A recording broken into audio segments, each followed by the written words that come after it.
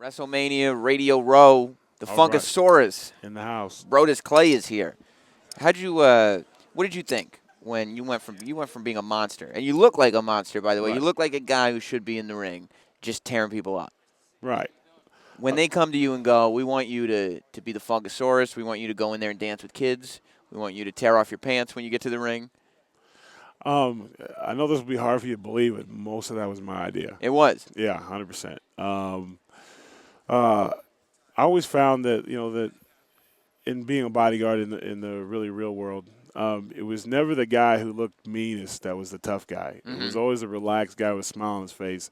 That's the guy you had to worry about because he wasn't worried about you. Right. And the guy whose fists were white and he was standing there and he was doing all that stuff is usually the scariest guy in the room. It's all display. You know what I mean? So the dude who's not trying to convince you he's tough. Yes. He's the tough guy. And one of the things I used to do as a bodyguard, and my old boss Snoop used to drive him nuts, is I would antagonize by kind of doing the same thing as the Funkasaurus. So I'd come out and be like, my bad, what you want to do? Like, you upset? You want to do something? And throw him off and stuff like that. Or if a guy's mean mugging real hard, wink at him, just throw him off. Yeah.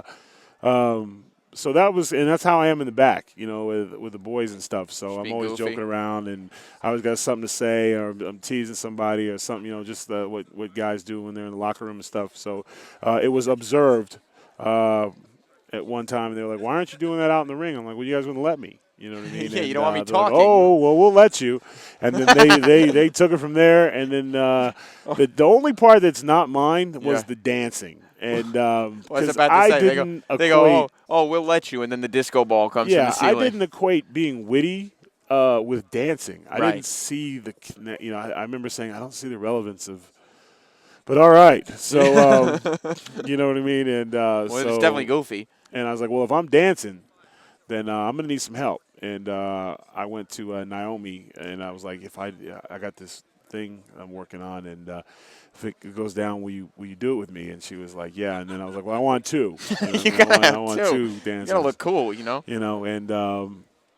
And historically, they have done it, but not to the point where, like, they had personalities and they were their own identities and stuff like that. So I came up with the Funkadactyls. And, like, even the name Funkasaurus, I was working out with my trainer, Rob McIntyre, down at Hot Knock South. And we were coming up with names, just being like, what can I call myself? You know what I mean? It's all about, and the song was an older funk song, so it has to be something with funk in it because some of the it's all about funk. Creative sent me some names, and I was like, no, there's no way. What were some of the names they sent you? Oh man, Heavy B was probably the worst one, and the one they picked.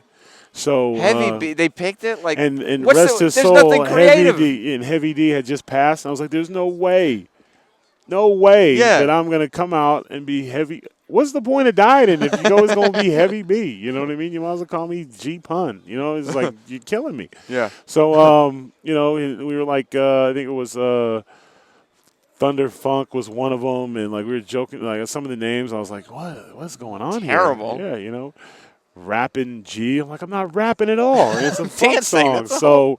So we came up with Funkasaurus, and I waited till about the grill when the big debut was finally going to go down after weeks of messing with everybody. And so that's something else I wondered. When you were building up, when this character was building up, your debut was teased for week after week after week, and it never happened. And the debut was teased as a monster. Now, was the plan all along to keep teasing, or was it actually getting It pushed literally back? was a little bit of everything. Yeah. I literally thought I was debuting every You did. week I came in. And at 2 o'clock when we walked in, I was debuting, and I prepared all day. And at 6 o'clock next week. And I was to the point where I would come down. I wouldn't say I had a bad attitude, but I was like, all right. And I'd say the guy walking towards me, oh, yeah, next week. Got it. No problem. And then, would keep adding, and I'd come up with different ideas. And finally, when it went down, because they had aired the monster stuff, and we're like, well, let's just keep that going. Mm-hmm. because especially today with multimedia and leaks and stuff like that, everything's usually spoiled before it comes out. Yeah. And so when everyone just knew what was going to happen, I mean, it's a risk. And like I said, the first time I came out, they didn't go nuts. I remember mouths were open, and they were like, "Guys are." Matter of fact, Twitter killed you, dude. Twitter they were killed upset. you. I remember Triple H goes, "Don't look at the internet, whatever." You do." And I was like, "I don't care. It was fun, and it would be all right." And it was one of those things but there was a guy who had dressed up. Like, he had dressed up like me, had cut his hair like me, he had a cut-off shirt that said Brodus Clay, destroys all. And when I came out, he was like, and his mouth was just open, and he didn't move. Like, and I hit Hawkins with, I think it was a shoulder tackle or something, and then he just yelled out at the top of his lungs, "You suck, Brodus Clay," and it like echoed through Raw, and I just fired back, "My bad." And I got to tell you something, because I'm glad that when you were talking about like what you did with Snoop and everything, what sold me on your whole gimmick, like when you're coming out dancing, I'm like, what is this, like Flash Funk? I don't even understand what's going on. When you went in that ring and you were like, "My bad," I was like, "I'm there. I'm with you." That was if it went so wherever that cat's at. Yeah. Thank you for being upset.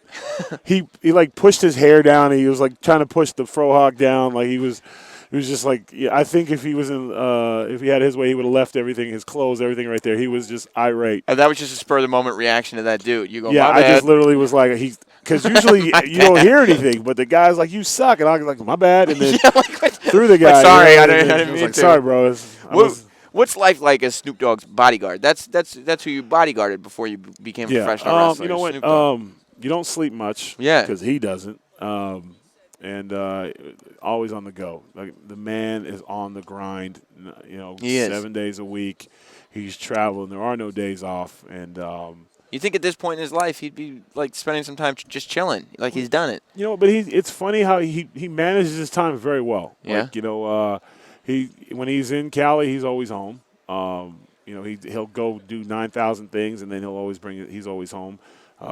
Usually when the kids get home from school or whatever, he's, as far as like being a dad and stuff, he's on point. And then, of course, his youth football league, which I helped coach, and I was, we won a couple championships together. And so he's like, his time management is phenomenal. Like, that's one thing I did take away from him being in the WWE, because my schedule's insane. Yeah. But very good at time management. Like, you'd be surprised like how he's able to prioritize everything.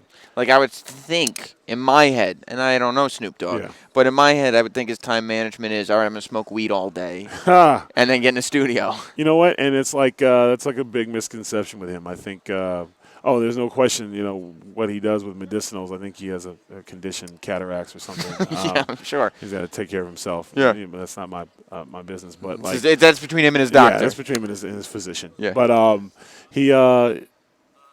he can do whatever he needs to do in terms of medicinal purposes, but he's always does stuff. What he does is, which is awesome about him, is like he will put, if he's going to go to that baseball game, or he's going to go to if it's a special day at school for his kids, and he'll make the media wait, and he'll make the events wait. So if he's scheduled to be somewhere at 8, he ain't gonna be there because he's doing some other stuff.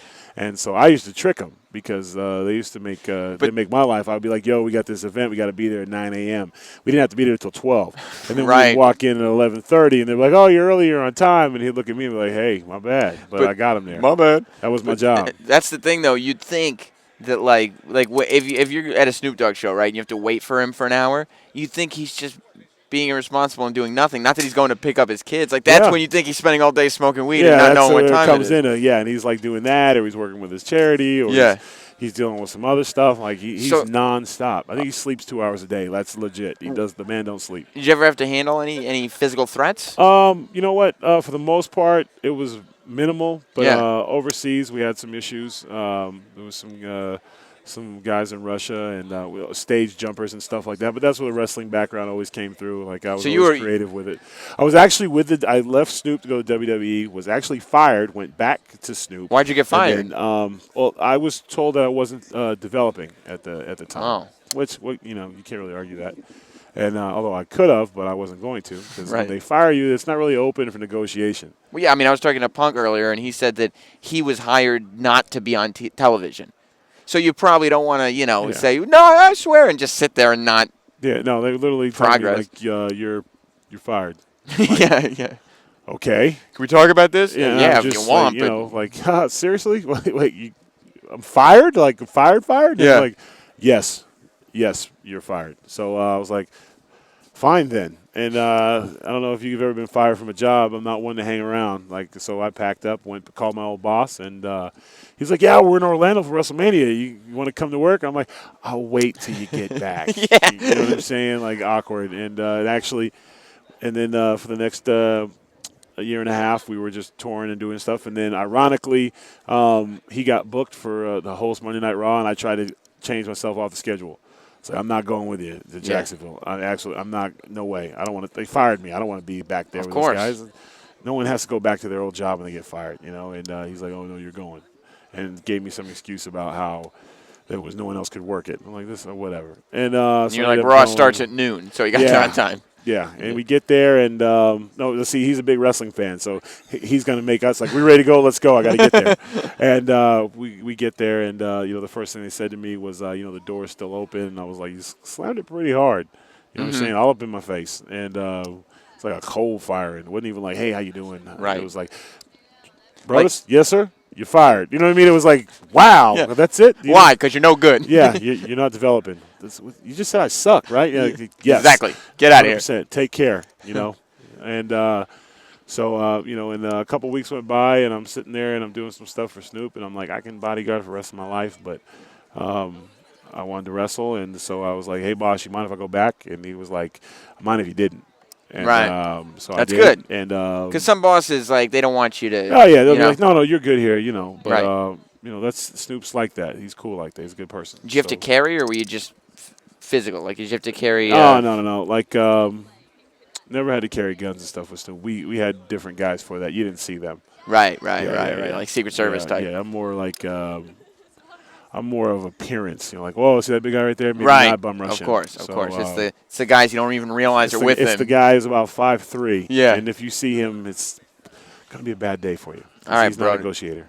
He's not. No, That's not what he's there for. not at all. He's the guy who's there. You're the guy who's there to look tough. You're the I'm monster your guy. best friend, Right. If in terms of like, I'm the guy you want to talk to. The other Yeah. guys you don't want to talk to. Well, you got a big tag team match at WrestleMania. Yeah, 100. Eight-person mixed tag team match. Are the Funkadactyls ready to wrestle? They are fired up. Yeah.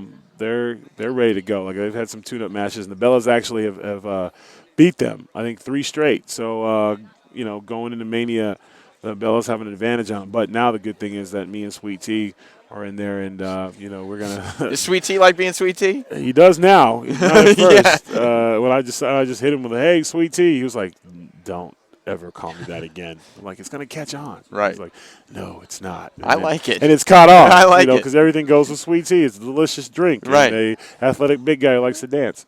And Yeah. together we're tons of funk. So we It just works. keep the names coming. It works. All right. Thanks a lot, Brodus. Appreciate your time, boss.